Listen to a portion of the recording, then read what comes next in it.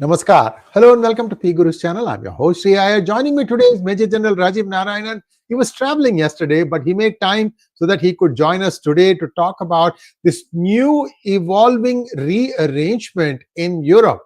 What is going on? Italy plus three other nations. Which three nations? We'll talk about that, as well as what exactly is going to happen to this one small area that Russia owned, but it is not connected to it by land, the place called Kaliningrad. We'll talk about that also. Let's welcome Major General RAJIV Narayanan.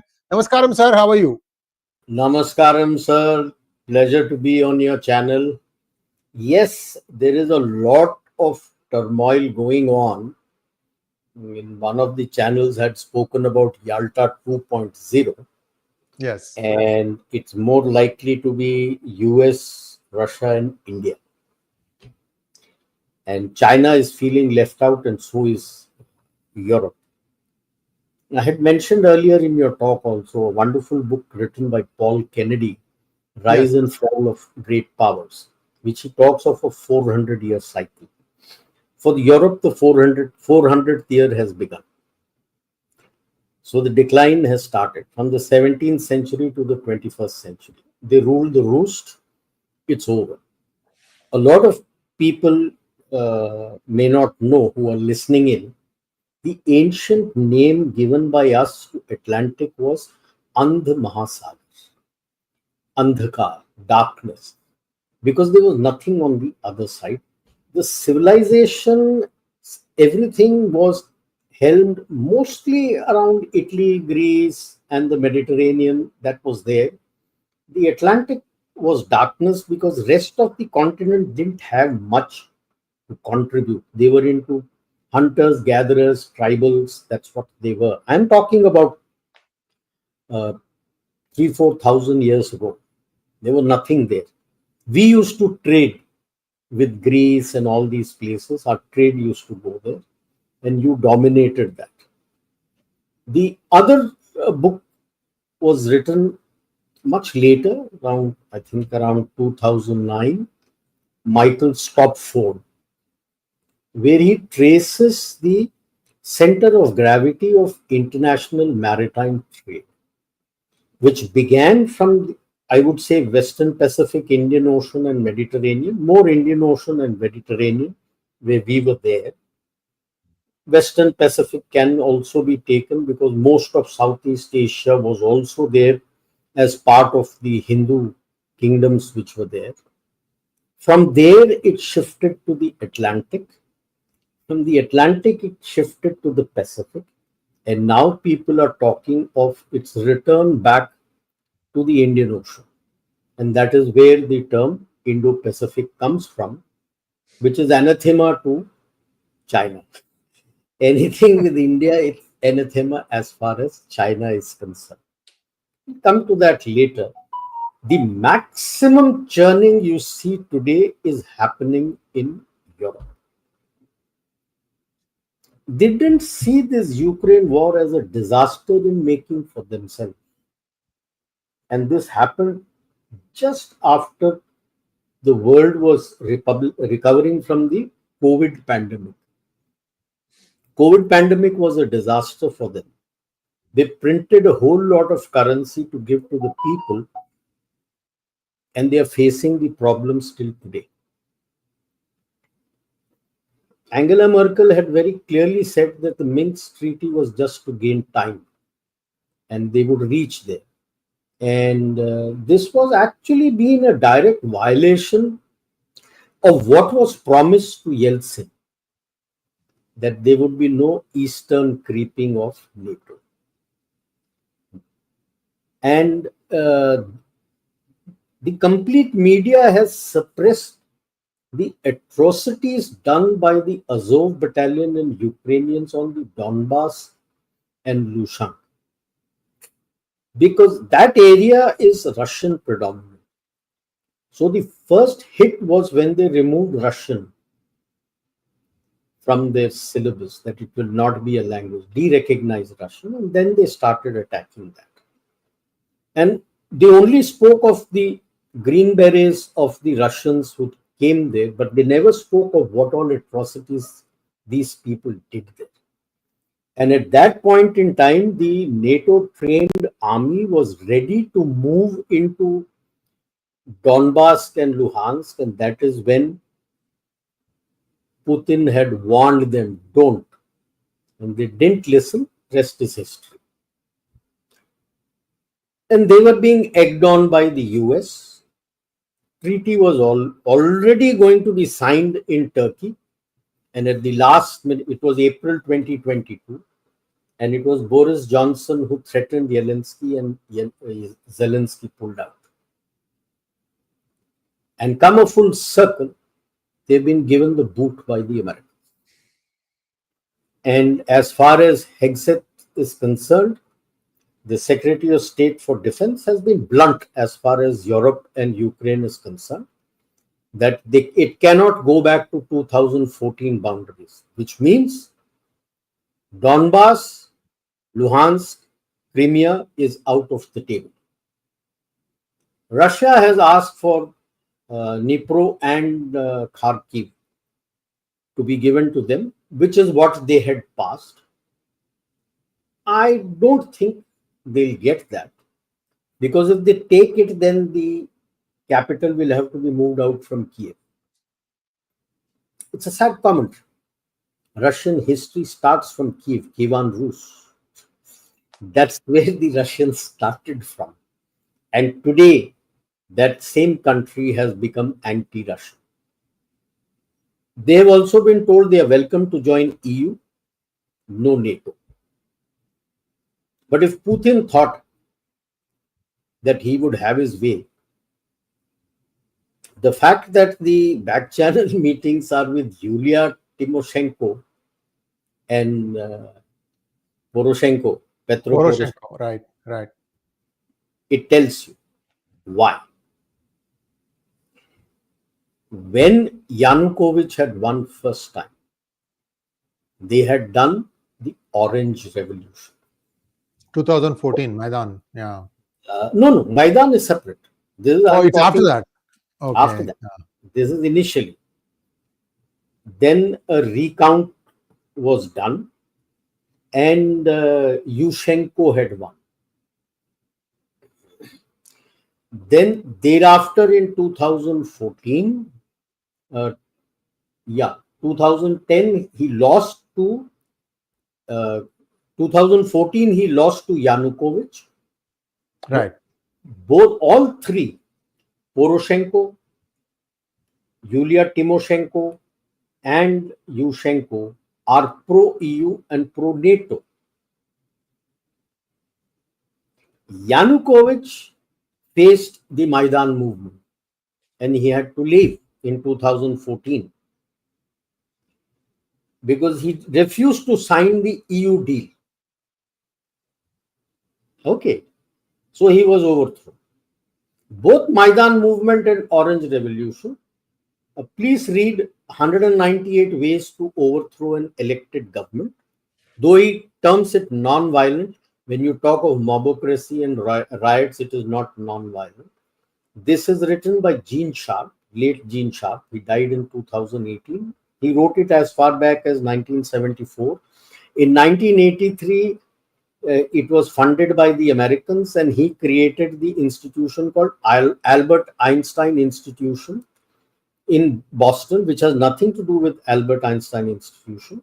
If you go to its website, aeinstein.org, very clearly, proudly it claims they teach 198 ways in which they talk of colors, color revolution, getting the people into Maidan.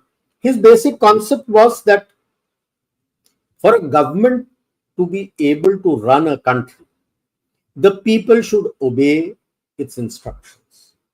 If people don't obey its instructions, the government can be overthrown. Simple. And that is where the complete 198 methods he tells what all to be done, in which color revolution, Maidan and all this come, and which will link you to what happened to the Arab Spring. But the problem in this is that you might like to do a particular thing, but will it succeed for a nation? Can you survive?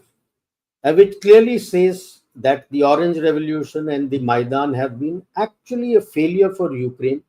By bringing in a comedian, just see what happened to them. While Victoria Nuland and her gang may not be worried about it, but who's going to be worried about the people? Just see various things. Under the Democrats, more than 50% of the agricultural land is already been taken over by the American agro MNCs, Carlyle, DuPont, Monsanto. They've already taken over that land. West of Western Ukraine was the breadbasket. It was agrarian. Eastern is where bulk of the industry lies, which is destroyed by the Russian bombings. Next, it has minerals, rare earth elements. And America under Trump is very keen for that, which for some reason the Europeans don't understand.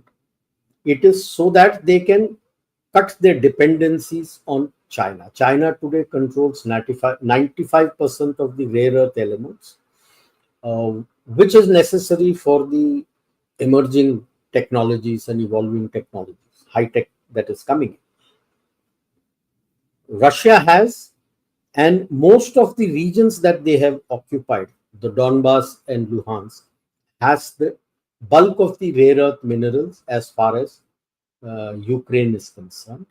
And Putin has already said that he is ready to sign the deal on Russian and Russian controlled areas.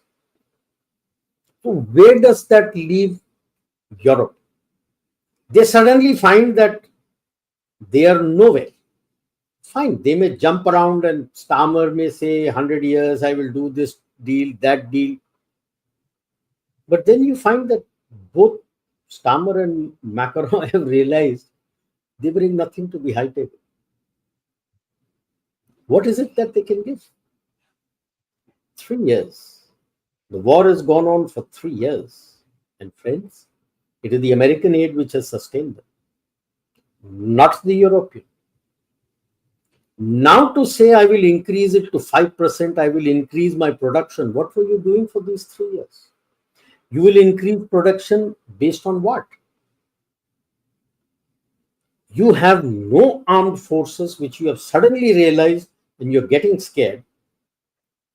You have no armed forces to protect yourself. You survived for so many years on the American umbrella, and you think you will be able to stand up to the Americans? Zero. Not even the Russians. And that bogey that after this he is going to come for Europe, where has he ever threatened you? You are the ones who have threatened him. On the other hand, Russia has never threatened you. He was quietly going about his business. You fingered him in Georgia, he sorted out Georgia. You will be fingering him here, he took over Crimea and sorted out Ukraine today. What happens to Ukraine? In what shape and size?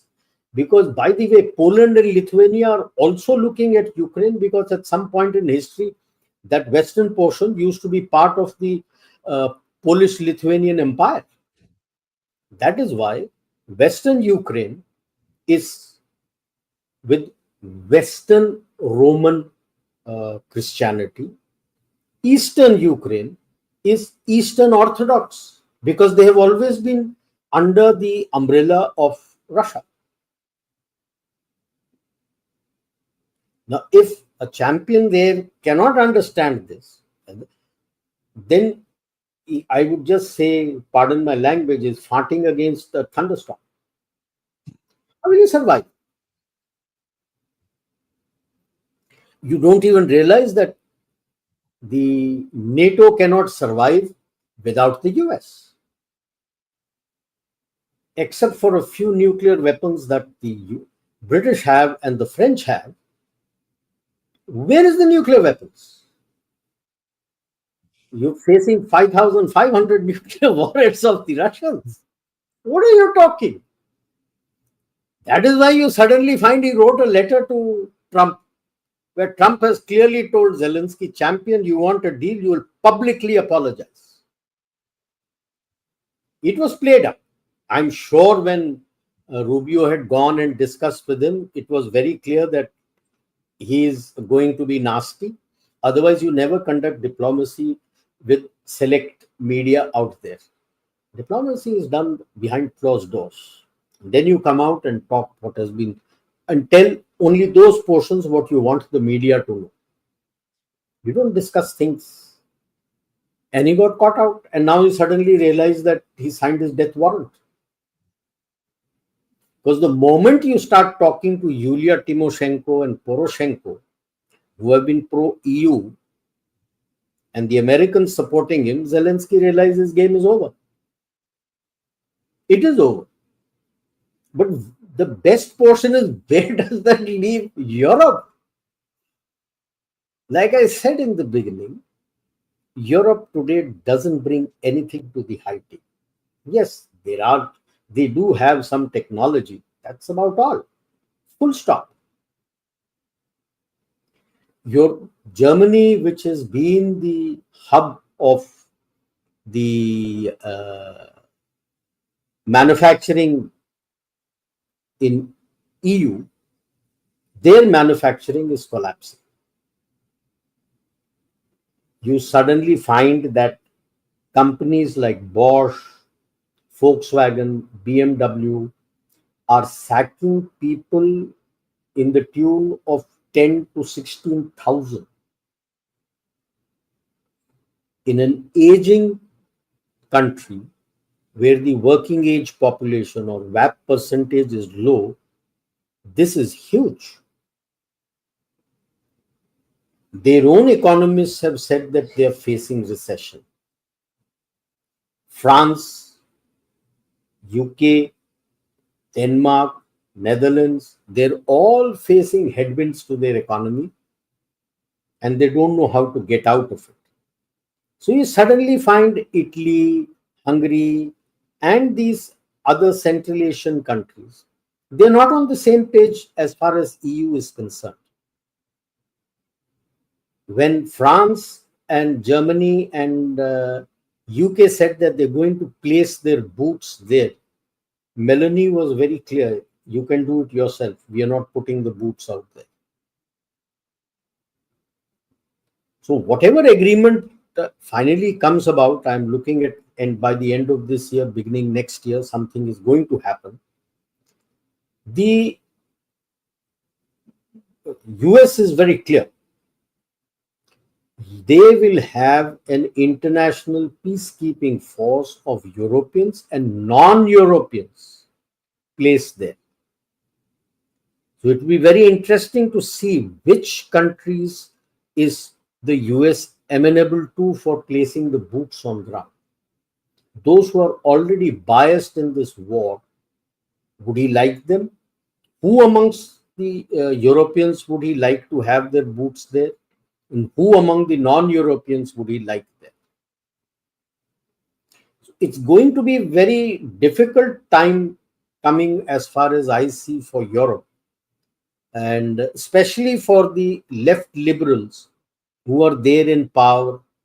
Macron signed the deal with the leftists and the left liberals just to survive. Less said the better about UK. They really don't know what to do. First time ever in the history of a proud Protestant Christian nation, the king has iftar, and in their parliament, a Muslim cleric reads out the prayers before iftar. Unheard of in a Christian country. So UK has to decide where it is going, which way it is going. Because when people were protesting outside the parliament against that iftar, that this is not what is done in a Christian country, and flying the Union Jack, they were arrested by the police. Where is Germany headed to? They themselves don't know. Because the AfD may have been less this time around. How long will the CDU and the SDP try to control Germany with a left liberal approach. Where? How? So Ukraine is a test bed case. If they think that they will be able to do something in Kaliningrad, then they're asking for trouble. Big trouble. If they even touch Kaliningrad, that's why they have never even dared to touch Kaliningrad. They can't. That used to be part of Germany, which was captured by the Soviets, and they have taken control of that area. This is in Second World War? Yes. Second World War.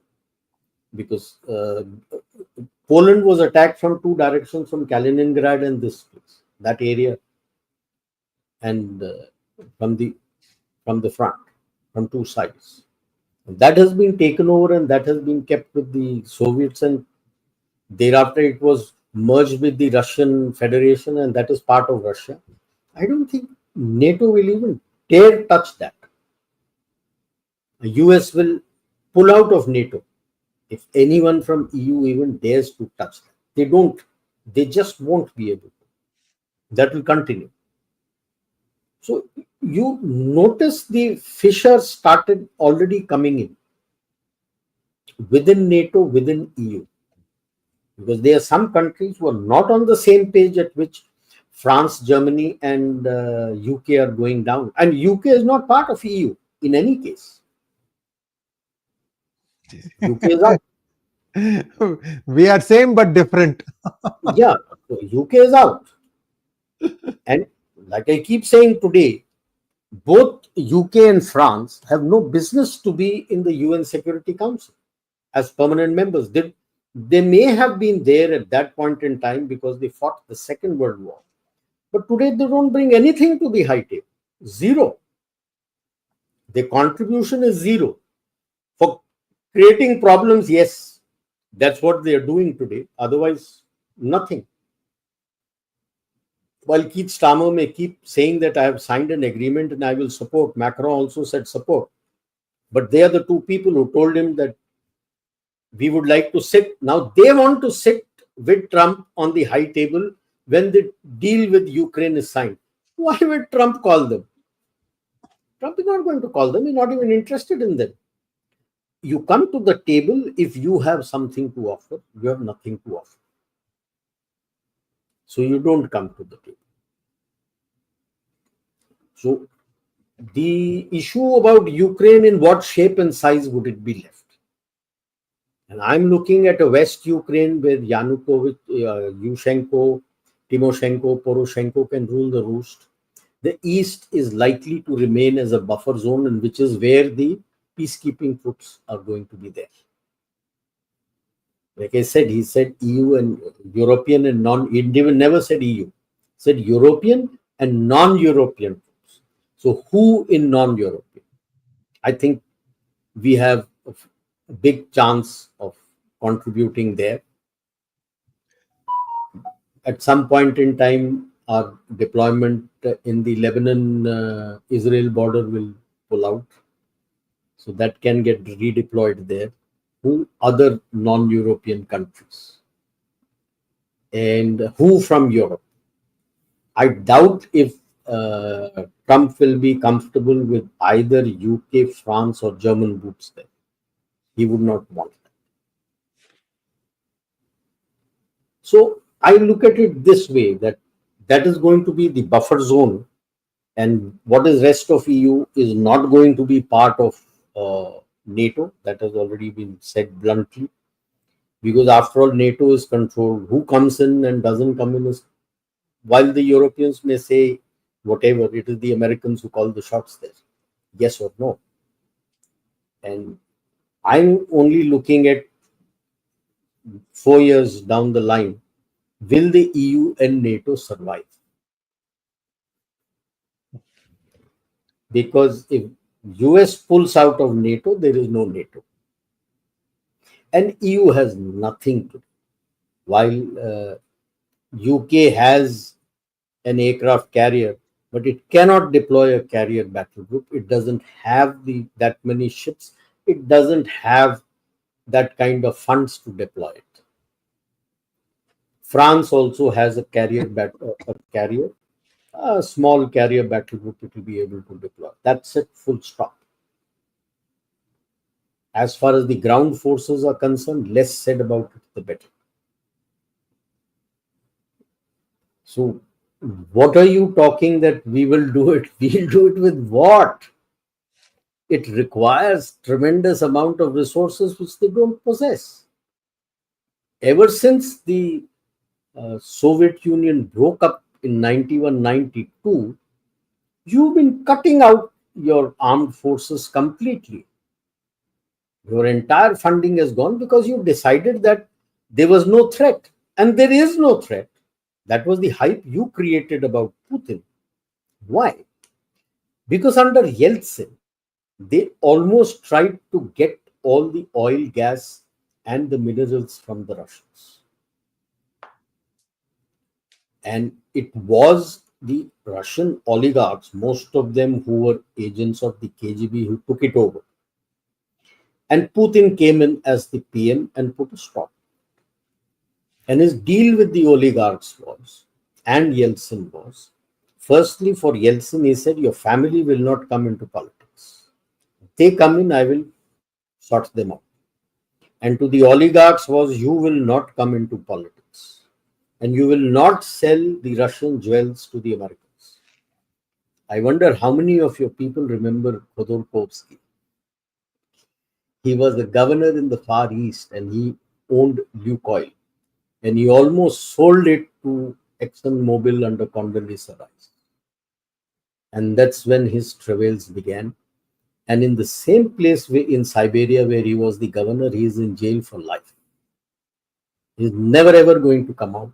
And that became a message to everybody that you finger with Putin, you're having trouble. How old was General Ravi? Just a curiosity question. How old was Putin when he became a vice president under Boris Yeltsin? He must have been in his early 30s. Yeah, amazing, isn't it? And there's such a meteoric rise inside the KGB to become the vice president level person in the Yeltsin cabinet. Okay, Yeltsin cabinet was a transition thing from Gorbachev to, they were taking small steps in democracy. You can just say from Gorbachev to Putin. Yeah, exactly. Amazing. Except, back to your narrative. Amazing. Just imagine today, whatever the West may try to paint him, the media is bought off by them, Soros. 90% of them don't even know what Russia is like. Today, even today, after 3 years of war, he has 84% acceptability amongst the people of Russia. And that is what they were looking at, that by giving all this aid, they will weaken him and get somebody else. Get whom? When the people support him. So the mistake they started doing was making Poroshenko remove Russian from the syllabus and as a national language. That was the first error they did.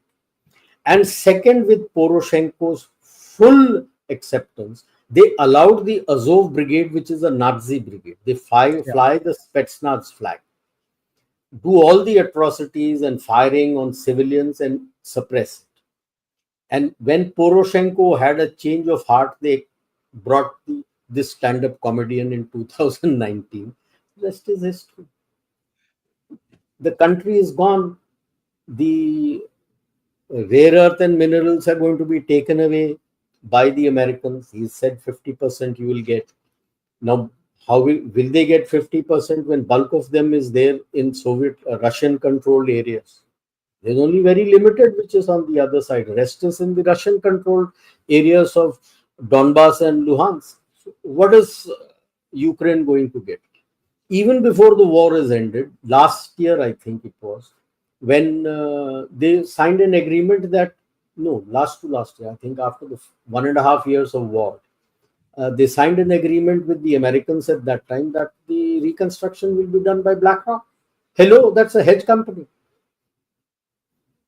BlackRock is going to do. They have already signed the agreement. Yeah.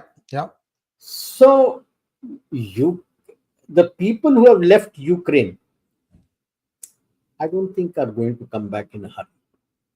With this reconstruction, who's going to do the reconstruction? I'm just waiting when he defreezes the Russian assets held and brings Russia back into SWIFT. I think once the agreement is signed, the Russian assets will be cleared. And but like I always say, to keep a handle on Russia, that's why he's talking to Yulia Tymoshenko and Poroshenko for Western Ukraine. I don't think the writ will run east of the Dnieper River. Right. It will not happen. That is going to be the buffer zone. That is the stop that the Russians will take. That I will not take Kharkiv, balance of Kharkiv and balance of Dnipro, but that will stay as the buffer zone. And that is the industrial area that's gone. That's over. Chapter closed. So their dependency will totally go towards Poland and all the other countries. How much they will do with Odessa remains to be seen. Will the Russians drag it and capture Odessa also? I don't think so. I don't think they have that kind of capacity, capability, or the inclination to do that.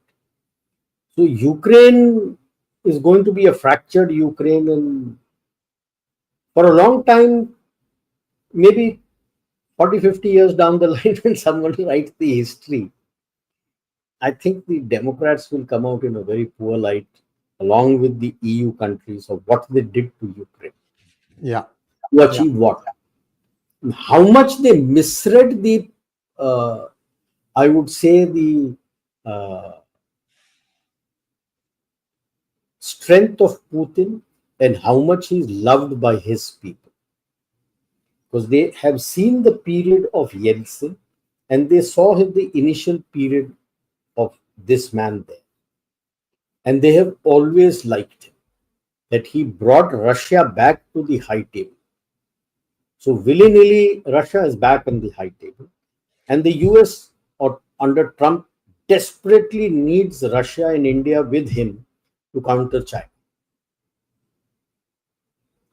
So if some people say Yalta 2.0 will be a quad with China coming in, I don't think so. The way things are going between Trump and China, I don't think so. And the reactions of Chinese is very clear. They are feeling isolated. He's brought in Saudi Arabia, which is where the talks and all had gone. And I'm sure our people going to Russia, coming back, are carrying messages to and fro. So in this game, you suddenly find Japan and Taiwan also feeling left out. They're not on the table. I think they might look towards a investigation on, I would call, the murder of Shinzo Abe. Yeah. How was it possible? How was it possible that such a thing happened? So Quad is getting strong, and which is what is worrying. And I'm told reports are coming in that this coming heads of state meeting of Quad in India is going to lead up to a setting up of a secretariat. Once the secretariat is formed, then that means business. Business, correct. And then the Chinese would be rattled, really rattled. Very true. Really. General Rajiv Narayanan, you need to be coming more often, sir.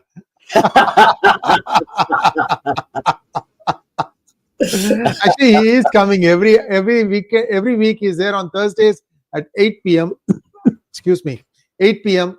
It alternates between Hindi and English. Today's English, next week Thursday. Time permitting, his travel permitting, 8 p.m. next Thursday in Hindi. General sir, what you said is, people would have to read 25 books over a period of 3 years to really understand and get the grasp of how these, meshings happen, how these things work. Viewers, from that point of view, this stock was worth its weight in gold. And thank you so much, General Rajiv Narayanan. The number of questions we have is